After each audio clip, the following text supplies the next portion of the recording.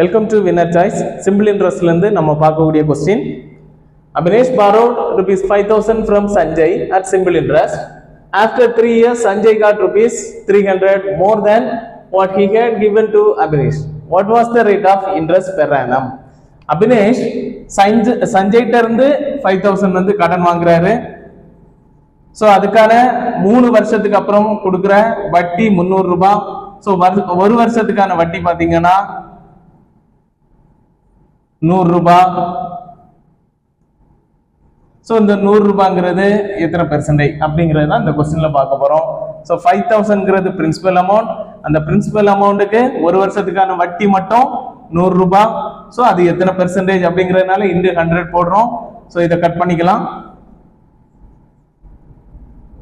2% அப்படிங்கிறது சரியான விடையாக கிடைக்கும். ஸ்கிரீன்ல தெரியக்கூடிய क्वेश्चनக்கு கமெண்ட்ல ஆன்சர் பண்ணுங்க.